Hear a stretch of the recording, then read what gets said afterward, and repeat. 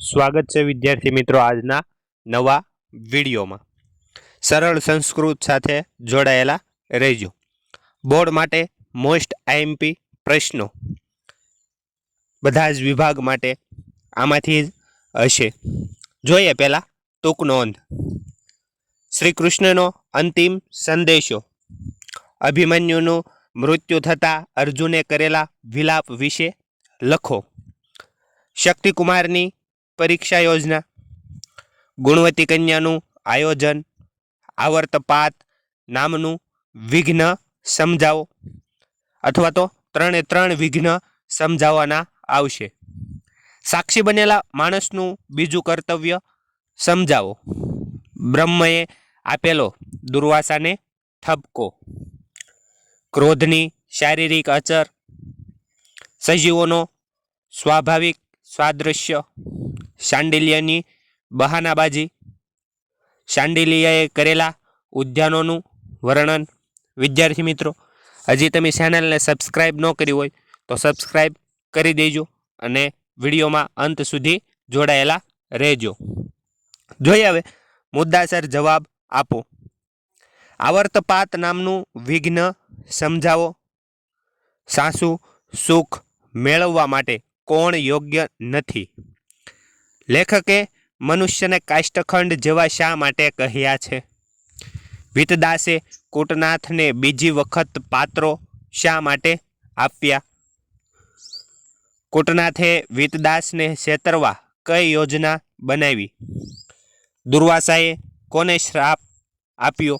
શા માટે?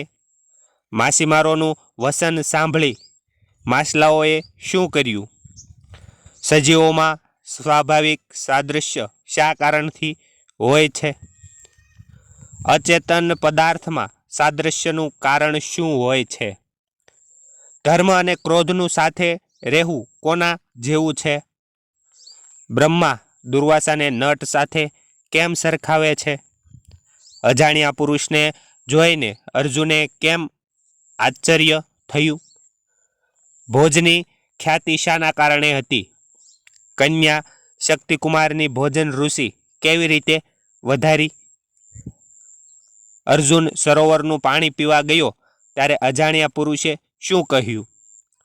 વિભાગ બી આધારિત પ્રશ્નો। ઋષિ સૂર્ય પાસે શાની યાચના કરે છે? સંગઠિત રહેવા માટે કવિ શું સમજાવે છે? ભક્ત શું શું નથી જાણતો? કઈ કઈ પરિસ્થિતિમાં ભક્ત માતાને રક્ષણ કરવા પ્રાર્થના કરે છે? જટાયુ અને રાવણ પાસે ક્યાં ક્યાં આયુધો હતા? અથવા તો ખાલી જટાયુનો પ્રશ્ન આવે અથવા તો ખાલી રાવણનો પ્રશ્ન આવે કે રાવણ પાસે ક્યાં ક્યાં આયુધો હતા, જટાયુ પાસે ક્યાં ક્યાં આયુધો હતા? અહીંયા બંને મિક્સ છે। કોઈ પણ વ્યક્તિ બહુવ્રીહી કેવી રીતે હોઈ શકે?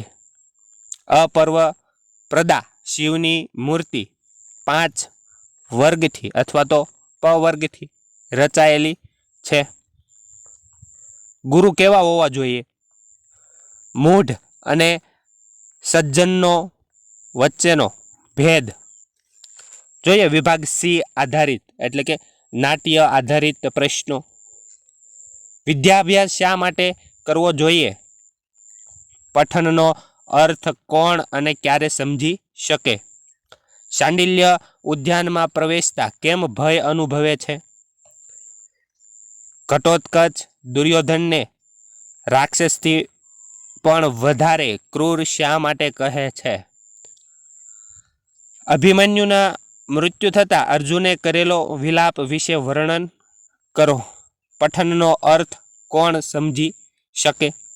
ચાણક્યના મત અનુસાર નંદના અને ચંદ્રગુપ્તના રાજ્યમાં શું ફરક છે?